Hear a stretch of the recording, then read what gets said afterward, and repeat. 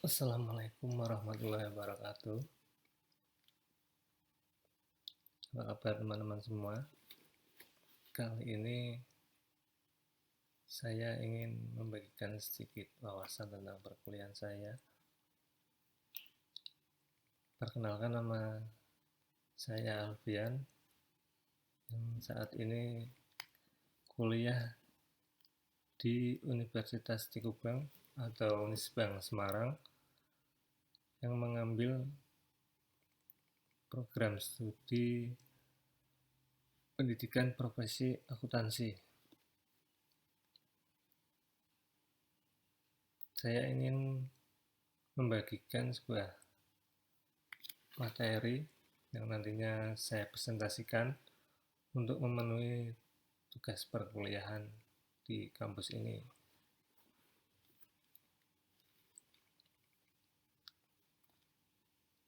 Dan nanti penilaiannya akan diambil dari like ataupun komen dari video presentasi kali ini. Semoga teman-teman semua bisa membantu saya dalam like ataupun komen untuk dalam diambil nanti penilaiannya. Dan ini sedikit materi yang bisa saya bagikan atau presentasikan dari perkuliahan saya, yaitu mata kuliah audit dan ansuran.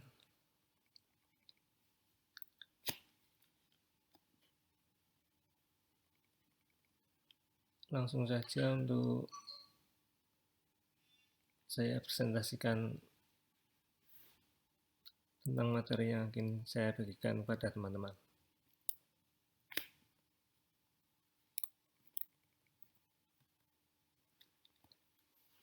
Materi yang ingin saya bagikan yaitu tentang SA 210 persetujuan atas ketentuan perikatan audit.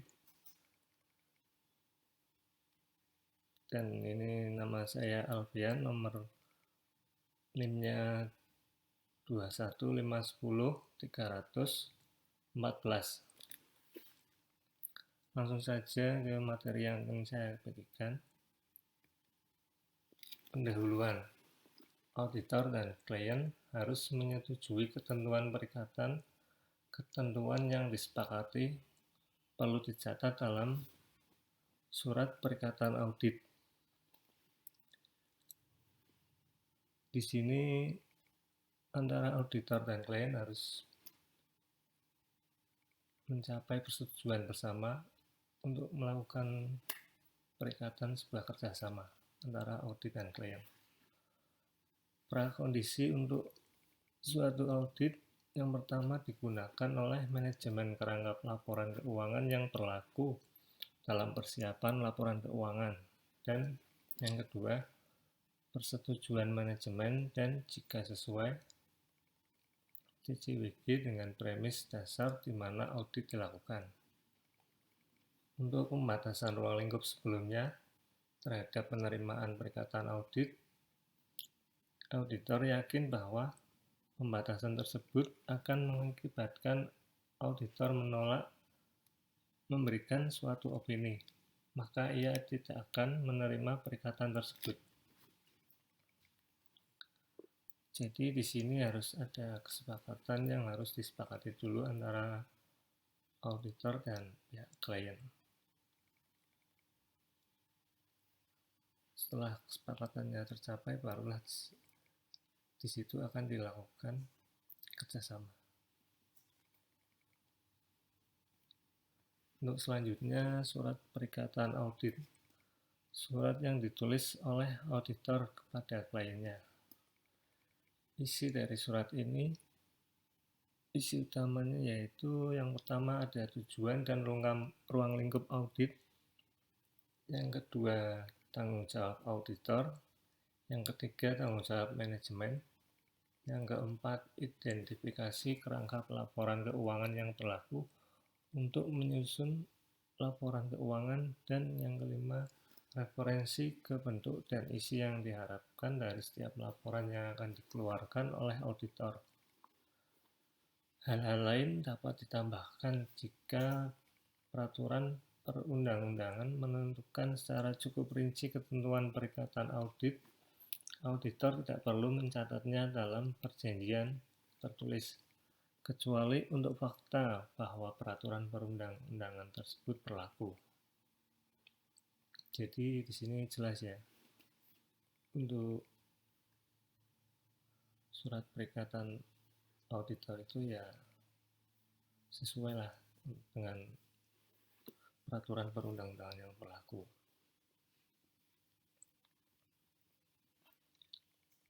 Permintaan manajemen atas perubahan perikatan.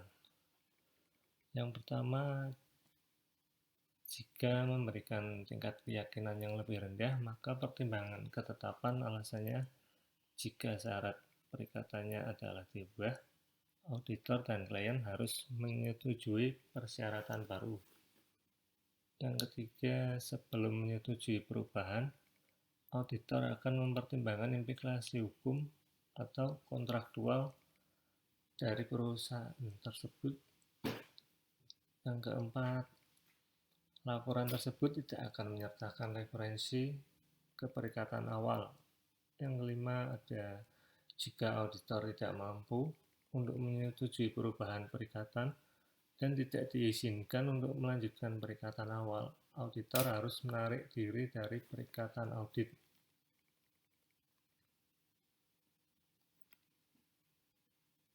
Standar perikatan jasa 4210 persetujuan atas ketentuan perikatan. Materi berikutnya yaitu tentang ruang lingkup. Yang pertama, draft exposure SPJ berkaitan dengan tanggung jawab praktisi dalam menyetujui ketentuan perikatan dengan manajemen dan jika relevan, pihak yang bertanggung jawab atas tata kelola. Draft exposure SPJ menetapkan terdapat persyaratan tertentu untuk suatu perikatan serta tanggung jawab manajemen dan jika relevan pihak yang bertanggung jawab atas tata kelola entitas. SPJ 42201 berkaitan dengan aspek penerimaan perikatan yang berada dalam kendali praktisi.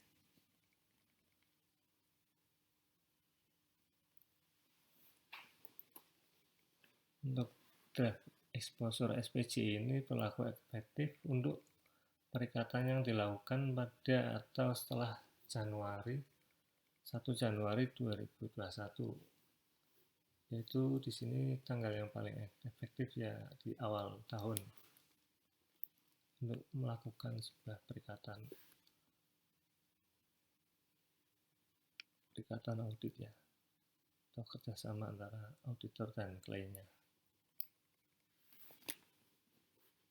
Tujuan praktisi adalah untuk menerima dan melanjutkan perikatan hanya jika telah disepakati dasar yang melandasi pelaksanaan perikatan melalui yang poin pertama, penegasan bahwa terdapat pemahaman yang sama tentang ketentuan perikatan antara praktisi dan manajemen dan jika relevan pihak yang bertanggung jawab atas tata kelola atau pihak lain, dan penetapan apakah terdapat persyaratan perikatan jika relevan. Praktisi di sini yaitu adalah auditor untuk menerima dan melanjutkan. Artinya itu menerima perikatan atau kerjasama terus melanjutkan dari auditor sebelumnya atau ya mereka melakukan kerjasama lagi.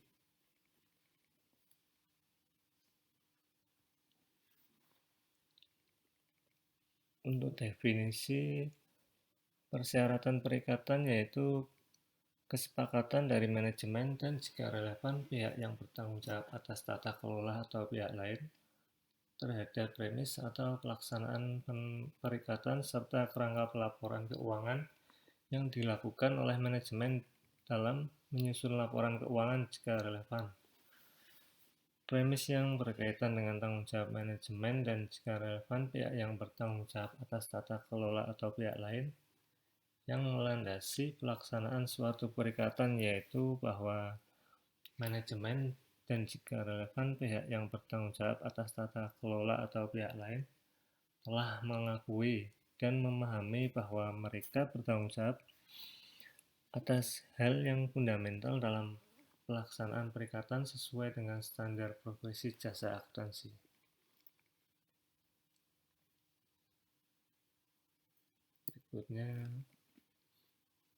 Berikut fundamental dalam pelaksanaan perikatan sesuai dengan standar profesi jasa akuntan. Di sini ada menyediakan hal-hal berikut jika diperlukan. Bagi praktisi, akses ke semua informasi yang dianggap relevan jika manajemen dan jika relevan pihak yang bertanggung jawab atas tata kelola atau pihak lain seperti catatan, dokumentasi, dan hal-hal lain. Terus informasi tambahan yang mungkin diminta oleh praktisi dari manajemen dan jika relevan pihak yang bertanggung jawab atas tata kelola atau pihak lain untuk tujuan perikatan. Yang berikutnya, menyusun laporan keuangan sesuai dengan kerangka pelaporan keuangan yang digunakan, termasuk jika relevan penyajian wajar atas laporan keuangan tersebut, dan menetapkan dan menjalankan pengendalian internal yang dipandang perlu oleh manajemen dan jika relevan pihak yang bertanggung jawab atas tata kelola yang memungkinkan penyusunan laporan keuangan yang bebas dari salah saji yang material, baik karena kecurangan atau kesalahan.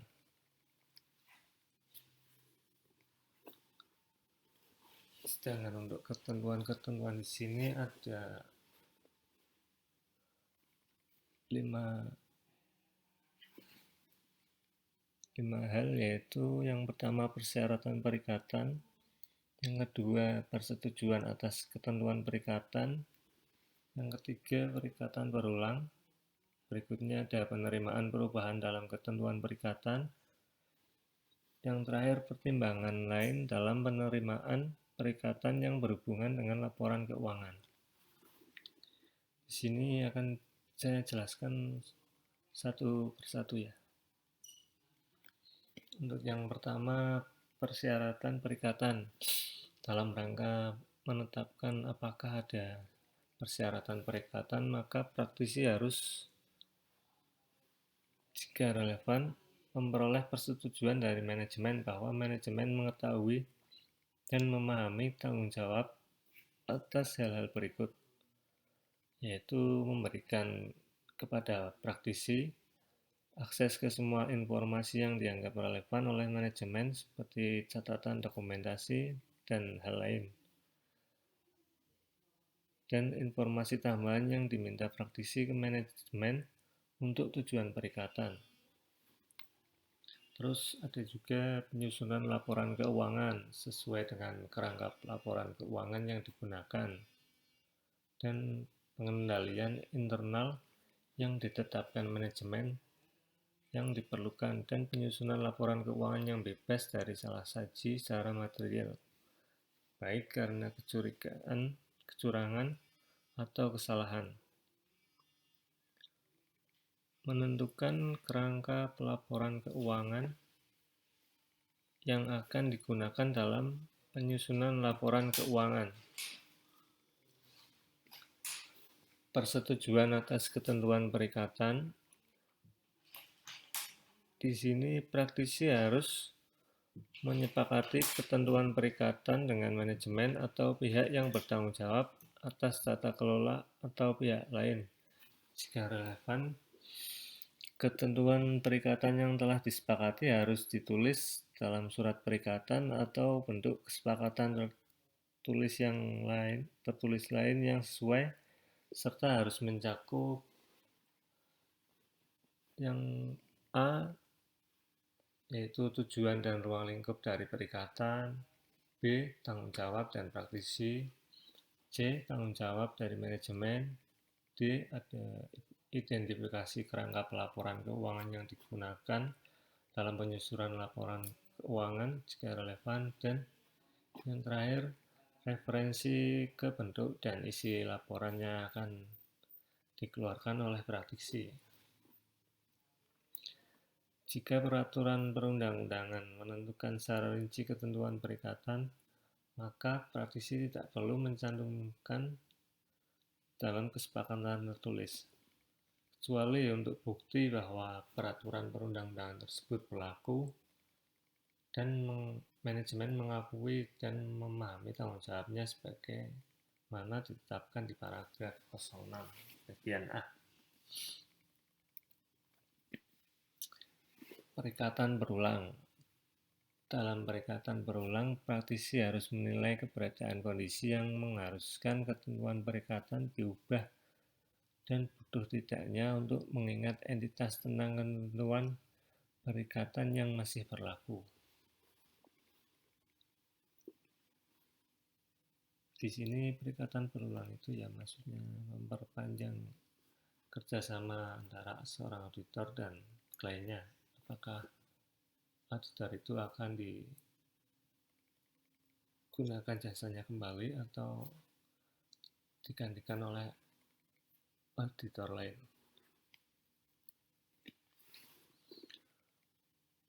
Penerimaan perubahan dalam ketentuan perikatan. Praktisi tidak boleh menyepakati perubahan dalam ketentuan perikatan jika terdapat alasan yang rasional untuk melakukannya. Dan jika ketentuan perikatan diubah, maka praktisi dan manajemen harus menyepakati dan mencatat ketentuan baru perikatan dalam surat perikatan atau bentuk perjanjian tertulis lain yang sesuai.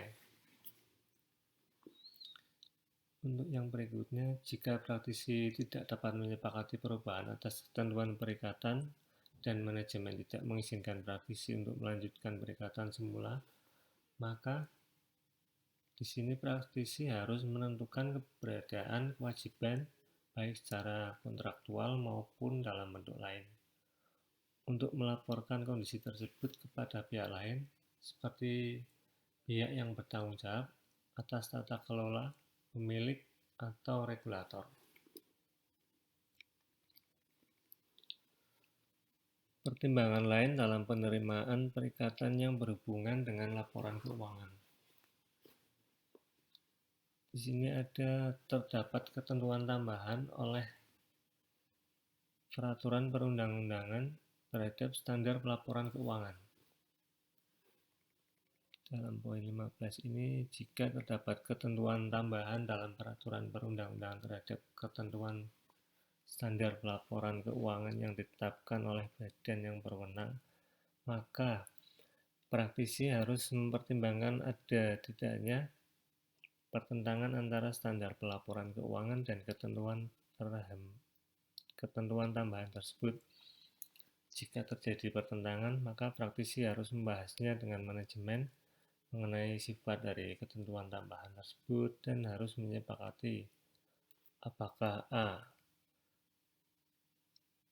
Ketentuan tambahan tersebut dapat dipenuhi dengan menambahkan pengungkapan dalam laporan keuangan atau uraian mengenai bagian standar pelaporan keuangan yang dapat diubah sesuai dengan ketentuan tambahan tersebut.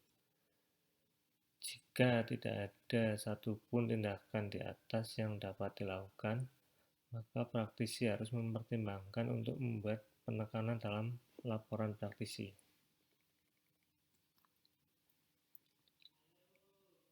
Berikutnya untuk materi aplikasi dan penjelasan lain.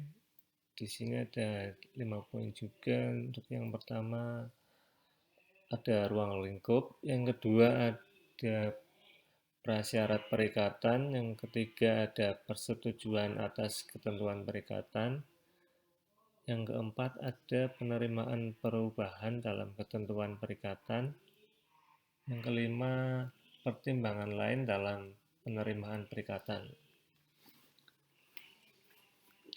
dan nantinya masing-masing dari ini akan saya jelaskan di slide materi berikutnya. Langsung saja, yang pertama ada ruang lingkup. Dalam 01, praktisi hanya akan melaksanakan atau melanjutkan hubungan dengan perikatan jika praktisi A. berkompeten untuk melaksanakan perikatan dan memiliki kemampuan, termasuk waktu dan sumber daya untuk melaksanakannya. Yang kedua atau B. dapat mematuhi peraturan dan ketentuan etika yang berlaku. Dan C. telah mempertimbangkan integritas klien dan tidak memiliki informasi yang akan menyimpulkan dan memadainya integritas klien.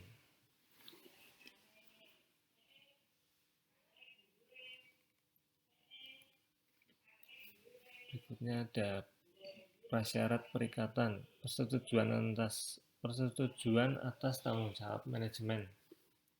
Dari paragraf 6.a, A02, suatu perikatan sesuai dengan standar profesi jasa akuntan dilakukan dengan premis bahwa manajemen mengakui dan memahami tanggung jawabnya. Tanggung jawab tersebut mungkin ditetapkan dalam hukum atau peraturan perundang-undangan. Peran dan pembagian tanggung jawab atas laporan keuangan antara manajemen dan pihak yang bertanggung jawab atas tata kelola akan beragam sesuai dengan sumber daya, struktur entitas, dan hukum atau peraturan perundang-undangan yang berlaku, serta peran manajemen dan pihak yang bertanggung jawab atas tata kelola entitas. Dengan A0.4 SPJ 4580, representasi tertulis mensyaratkan praktisi untuk meminta representasi tertulis dari manajemen yang menyatakan bahwa manajemen telah memenuhi tanggung jawab. Di sini tanggung jawab tertentu, oleh karena itu mungkin tepat untuk memberitahukan kepada manajemen bahwa representasi tertulis diperkirakan diterima oleh praktisi dan jika diperlukan, representasi tertulis untuk mendukung pemahaman lain yang relevan bagi laporan keuangan atau bagi satu atau lebih asersi spesifik dalam laporan keuangan. Jika manajemen tidak mengakui tanggung jawabnya atau tidak setuju untuk memberikan representasi tertulis, maka praktisi tidak akan memperoleh pemahaman yang relevan atas perikatan.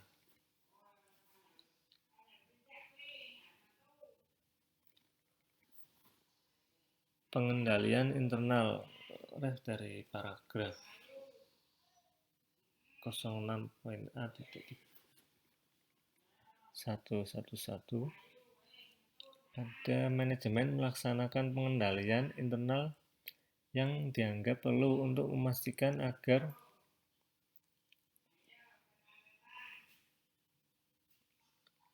penyusunan laporan keuangan yang dihasilkan bebas dari salah saji yang material, baik yang disebabkan oleh kecurangan atau kesalahan. Suatu perikatan yang dilaksanakan sesuai dengan standar profesi jasa akuntansi tidak dilakukan sebagai aktivitas pengganti pengendalian internal yang diperlukan untuk penyusunan laporan keuangan oleh manajemen.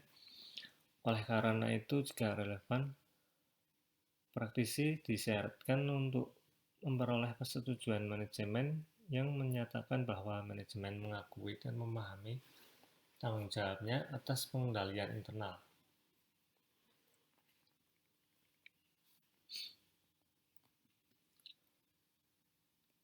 Kerangka pelaporan keuangan bertujuan umum. A08, kerangka pelaporan keuangan yang berlaku secara umum adalah standar akuntansi keuangan yang diterbitkan oleh Dewan Standar Akuntansi Keuangan Ikatan Akuntan Indonesia dan Dewan Standar Akuntansi Syariah Ikatan Akuntansi Indonesia dan standar akuntansi pemerintah yang diterbitkan oleh Komite Standar Akuntansi Pemerintahan. Dan prinsip akuntansi yang diterbitkan oleh organisasi penyusun standar yang berwenang atau diakui di yurisdiksi tertentu, dengan syarat organisasi tersebut mengikuti suatu proses yang ditetapkan secara transparan yang mencakup pembahasan dan pertimbangan dari berbagai pemangku kepentingan. Standar pelaporan keuangan di atas seringkali digunakan sebagai kerangka pelaporan keuangan yang disahkan oleh peraturan perundang-undangan sebagai panduan dalam menyusun laporan keuangan bertujuan umum. Jadi untuk menyusun laporan keuangan bertujuan umum ini ya sesuai dengan perundang-undangan yang dijadikan sebagai panduan. Ya, di sini ada 3 poin itu ya. Standar akuntansi keuangan yang diterbitkan dari Dewan Standar Akuntansi, terus ada standar akuntansi pemerintah, dan prinsip akuntansi yang diterbitkan oleh organisasi penyusun standar.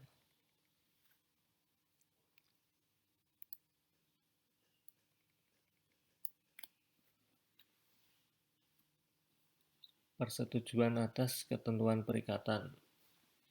Menyetujui ketentuan perikatan, revisi dari paragraf 07, peran manajemen dan pihak yang bertanggung jawab atas tata kelola atau pihak lain dalam menyetujui ketentuan perikatan untuk entitas sangat bergantung pada struktur tata kelola entitas dan peraturan perundang-undangan yang berlaku. Surat perikatan atau bentuk perjanjian tertulis lainnya. Yang ketiga, revisi dari paragraf 0809, yaitu A10 untuk kepentingan entitas dan praktisi.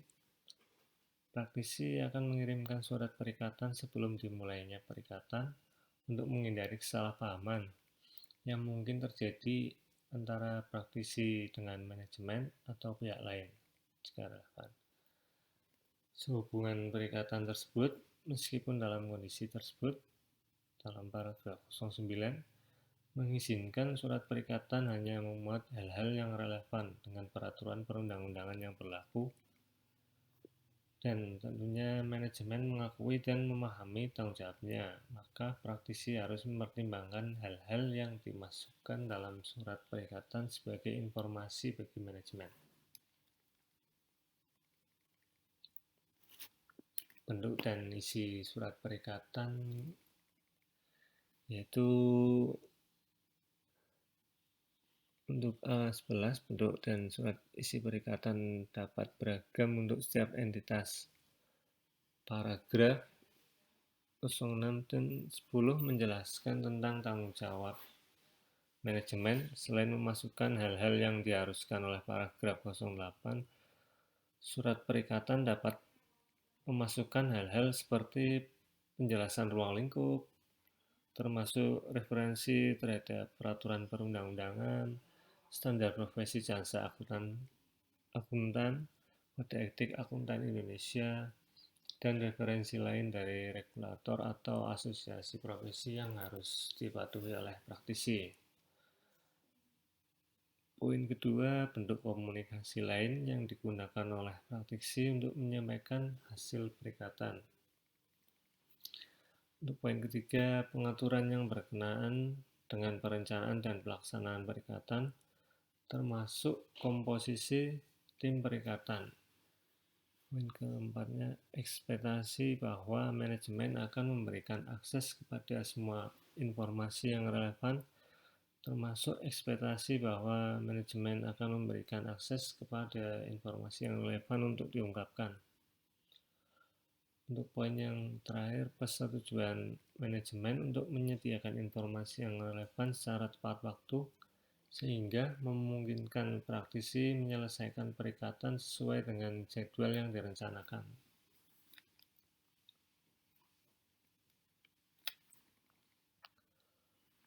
Basis penentuan imbalan dan pengaturan penagihannya ini lanjutan dari yang tadi ya. Suatu permintaan kepada manajemen untuk menyetujui ketentuan perikatan yang dicantumkan dalam surat perikatan dan menandatangani surat perikatan tersebut. Ekspektasi bahwa manajemen akan memberikan representasi tertulis jika relevan bisa dicek di paragraf A05. Terus persetujuan manajemen untuk menyediakan informasi kepada praktisi tentang fakta-fakta yang diketahui oleh manajemen yang dapat mempengaruhi laporan keuangan selama periode sejak tanggal laporan praktisi hingga tanggal laporan keuangan diterbitkan jika relevan. Untuk A12, jika relevan, hal-hal berikut juga dapat dimasukkan dalam surat perikatan, seperti pengaturan mengenai perikatan pakar dan ahli lainnya dalam beberapa aspek dari perikatan. Untuk poin pertama, ada pengaturan yang dibuat dengan praktisi sebelumnya, jika ada dalam hal perikatan tahun pertama. Poin yang kedua, batasan liabilitas praktisi jika kemungkinan seperti itu ada. Poin ketiga, referensi kepada persetujuan tambahan antara praktisi dan entitas. Yang keempat, kewajiban untuk menyediakan kertas kerja perikatan kepada pihak lain. Contoh surat perikatan diatur dalam lampiran pertama atau lampiran 1. Tanggung jawab manajemen yang ditentukan oleh peraturan perundang-undangan revisi dari paragraf 09 sampai 10 A13, yaitu jika terdapat keadaan yang dijelaskan di paragraf A10, praktisi menyimpulkan bahwa tidak perlu memasukkan ketentuan perikatan dalam surat perikatan. Maka paragraf 09 tetap mewajibkan praktisi untuk mendapatkan persetujuan tertulis dari manajemen bahwa manajemen mengakui dan memahami tanggung jawabnya sebagaimana dinyatakan di paragraf 06A. Namun sebagaimana dijelaskan paragraf 10, surat perikatan tersebut harus menggunakan kata-kata yang sesuai dengan peraturan perundang-undangan jika peraturan perundang-undangan tersebut mengatur tanggung jawab manajemen yang setara dengan hal-hal yang dijelaskan di paragraf 06A. Profesi akuntansi, penyusun standar atau regulator dalam suatu yurisdiksi mungkin telah memberikan panduan mengenai apakah penjelasan dalam peraturan perundang-undangan adalah setara dengan hal-hal yang dijelaskan di paragraf 06.a.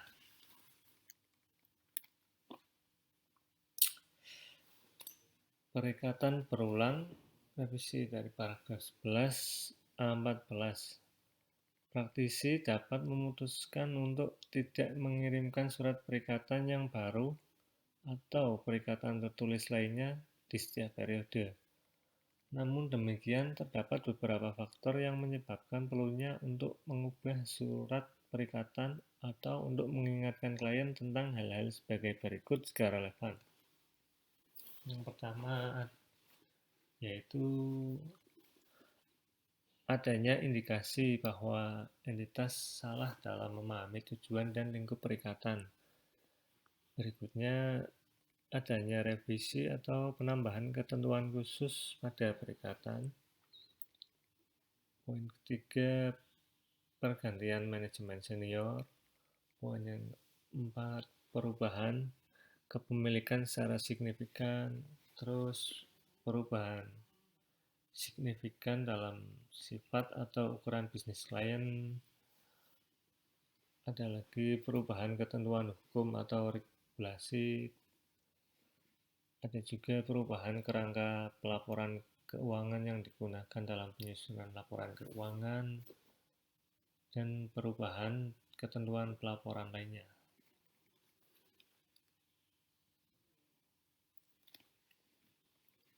Penerimaan perubahan dalam ketentuan perikatan. Permintaan untuk mengubah ketentuan perikatan, revisi dari paragraf 12 A15. Permintaan entitas yang ditujukan kepada praktisi untuk mengubah ketentuan perikatan dapat terjadi sebagai akibat dari perubahan kondisi yang mempengaruhi kebutuhan jasa. Kesalahpahaman tentang sifat perikatan seperti yang disepakati pada awal perikatan atau adanya pembatasan ruang lingkup perikatan, baik yang dilakukan oleh manajemen atau disebabkan oleh kondisi lain, perikatan baik yang dilakukan oleh manajemen atau disebabkan oleh kondisi lain, praktisi sebagaimana disyaratkan oleh paragraf 12 harus mempertimbangkan secara cermat alasan yang mendasari perubahan tersebut, terutama implikasi adanya pembatasan ruang lingkup perikatan. 16. Perubahan keadaan yang berdampak terhadap kebutuhan entitas atau kesalahpahaman tentang sifat jasa yang disepakati pada awalnya dapat dianggap sebagai suatu dasar yang wajar untuk meminta perubahan dalam surat perikatan. Di sini untuk surat perikatan bisa dirubah, namun ya ada ketentuan-ketentuannya ya.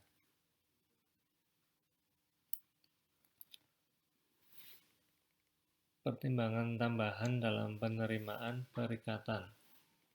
Standar pelaporan keuangan yang ditambahkan oleh peraturan perundang-undangan, revisi dari paragraf 15 A17. Di beberapa yurisdiksi, peraturan perundang-undangan dapat menambahkan pengaturan terhadap standar pelaporan keuangan yang ditetapkan oleh organisasi yang berwenang, dengan ketentuan tambahan yang berkaitan dengan penyusunan laporan keuangan. Dalam yurisdiksi tersebut, kerangka pelaporan keuangan yang berlaku untuk tujuan penerapan standar profesi jasa akuntan mencakup kerangka pelaporan keuangan yang digunakan dan ketentuan tambahan tersebut selama tidak bertentangan dengan kerangka pelaporan keuangan yang digunakan. Hal ini dapat terjadi misalnya ketika peraturan perundang-undangan menentukan suatu pengungkapan tambahan selain pengungkapan yang disyaratkan oleh standar pelaporan keuangan, atau ketika peraturan perundang-undangan tersebut mempersempit pilihan yang dapat diterima menurut standar pelaporan keuangan. Untuk slide terakhir ini yaitu adanya contoh surat perikatan ya. Isi dari contoh surat perikatan itu seperti ini. Untuk lampiran 1, misalnya kepada manajemen perusahaan ABC, tujuan dan ruang lingkup perikatan kompilasi. Terus untuk paragraf pertamanya berisi seperti ini. Berdasarkan informasi yang akan saudara berikan, kami akan membantu saudara dalam penyusunan dan penyajian laporan keuangan berikut untuk perusahaan ABC. Laporan posisi keuangan pada tanggal 31 Desember tahun 20 X1 dan laporan laba rugi dan penghasilan komprehensif lain untuk tahun yang berakhir pada tanggal tersebut atas dasar biaya perolehan yang mencerminkan semua transaksi. Kami ingin mengkonfirmasi penerimaan dan pemahaman kami atas perikatan tersebut di atas melalui surat perikatan ini. Untuk yang paragraf keduanya, tujuan laporan keuangan ini digunakan untuk menyediakan informasi keuangan selama setahun penuh yang menunjukkan posisi keuangan entitas pada tanggal 31 Desember tahun 2000 X1 dan kinerja keuangan untuk tahun yang berakhir pada tanggal tersebut Laporan keuangan hanya semata-mata dipergunakan untuk saudara dan tidak akan didistribusikan kepada pihak lain.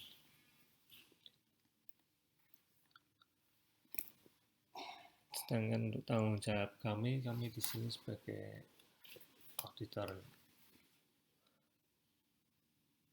Suatu perikatan kompilasi melibatkan penerapan keahlian dalam bidang akuntansi dan pelaporan keuangan untuk membantu Anda dalam penyusunan dan penyajian informasi keuangan. Karena perikatan kompilasi bukan merupakan perikatan asuran, kami tidak diharuskan untuk memverifikasi keakuratan atau kelengkapan informasi yang Anda berikan kepada kami. Untuk perikatan kompilasi atau untuk mengumpulkan bukti untuk menyatakan opini audit atau kesimpulan review. Dengan demikian, kami tidak akan menyatakan opini audit atau kesimpulan review tentang kesesuaian laporan keuangan yang disusun dengan basis akuntansi yang saudara tentukan, sebagaimana dijelaskan di atas. Paragraf keempat, kami akan melakukan perikatan kompilasi sesuai dengan SPJ 4410 tentang perikatan kompilasi yang dikeluarkan oleh Ikatan Akuntansi Indonesia. SPJ 4410 mensyaratkan bahwa dalam melakukan perikatan ini, kami mematuhi ketentuan etika yang berlaku, termasuk prinsip integritas, objektivitas, kompetensi, dan kehati-hatian profesional, kerahasiaan, dan perilaku profesional. Untuk tujuan tersebut, kami disyaratkan untuk memenuhi Kode Etik Akuntansi Indonesia, Kode Etik Akuntan Indonesia yang dikeluarkan oleh Ikatan Akuntan Indonesia.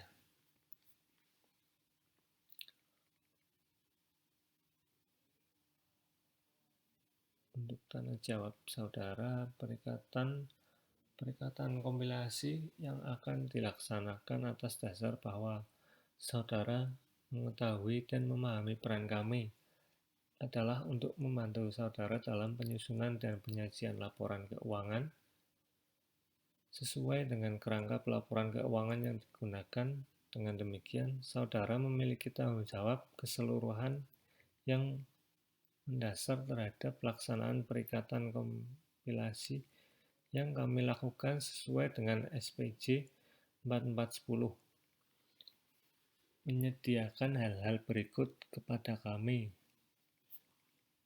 yaitu akses ke semua informasi yang dianggap relevan oleh manajemen dan jika relevan, pihak yang bertanggung jawab atas tata kelola atau pihak lain seperti catatan, dokumentasi, dan hal-hal lain, dan informasi tambahan yang mungkin diminta oleh praktisi dan manajemen, dan jika relevan, pihak yang bertanggung jawab atas tata kelola atau pihak lain untuk tujuan perikatan. Menyusun laporan keuangan sesuai dengan kerangka pelaporan keuangan yang digunakan, termasuk jika relevan, penyajian wajar atas laporan keuangan tersebut. Dan poin berikutnya, menetapkan dan menjalankan pengendalian internal yang dipandang perlu oleh manajemen. Dan jika relevan, pihak yang bertanggung jawab atas tata kelola yang memungkinkan penyusunan laporan keuangan yang bebas dan salah saji yang material, baik karena kecurangan ataupun kesalahan. Sebagai bagian dari proses perikatan kompilasi, kami mengharapkan dari saudara konfirmasi tertulis terkait dengan representasi yang dibuat kepada kami yang berhubungan dengan perikatan kompilasi. Laporan kompilasi kami di sini ada paragraf yang berisi sebagai bagian dari perikatan, kami akan menerbitkan laporan yang dilampirkan pada laporan keuangan kompilasi. Kompilasian yang akan menjelaskan tentang laporan keuangan dan pekerjaan yang kami lakukan untuk perikatan kompilasi ini, yaitu lampiran. Laporan ini juga akan menyebutkan bahwa penggunaan laporan keuangan ini dibatasi hanya untuk tujuan yang dijelaskan dalam surat perikatan ini, dan bahwa penggunaan dan distribusi atas laporan kami disediakan untuk perikatan kompilasi dibatasi hanya untuk saudara sebagai manajemen perusahaan ABC. Mohon saudara menandatangani dan mengembalikan salinan lampiran surat ini sebagai bukti pengakuan dan persetujuan saudara atas persyaratan perikatan kami untuk mengompilasi laporan keuangan yang dijelaskan di sini dan tanggung jawab masing-masing. Kami mengharap kerjasama penuh dari staf saudara selama pelaksanaan perikatan. Informasi relevan lainnya di sini memasukkan informasi lainnya seperti pengaturan biaya, tagihan, dan ketentuan spesifik lain yang tepat.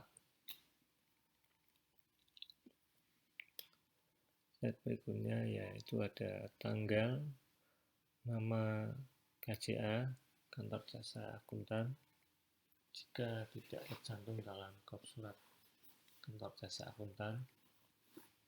Kalau ada sih ya nggak usah, ya nggak apa-apa ya. Terus tanda tangan, nama praktisi, nomor registrasi akuntan berpraktik, nomor izin usaha KJA dari Menteri Keuangan jika tidak tercantum dalam kop surat KJA perusahaan ABC, terus mengetahui dan menyetujui, bisa diisi tanda tangan, di bawahnya nama dan jabatan. Ini dari pihak perusahaan ABC-nya ya. Sekian dan terima kasih. Saya ucapkan untuk teman-teman yang sudah membantu like dan komennya untuk presentasi saya yang saya upload dalam video kali ini. Semoga sedikit materi yang saya berikan ini bisa berguna dan bermanfaat kedepannya untuk teman-teman semua yang masih belajar soal akuntan ataupun seorang auditor. Dan akhir kata saya ucapkan terima kasih. Jangan lupa like dan komennya untuk bisa menambah penilaian dalam ujian salah satu mata kuliah kali ini, yaitu mata kuliah audit asuransi. Dan terima kasih saya ucapkan kembali, dan mohon maaf apabila ada kata-kata atau tulisan yang masih salah. Mungkin bisa kita diskusikan di komen atau disampaikan kepada saya. Saya akan merasa terima kasih apabila ada kekurangan yang bisa disampaikan. Terima kasih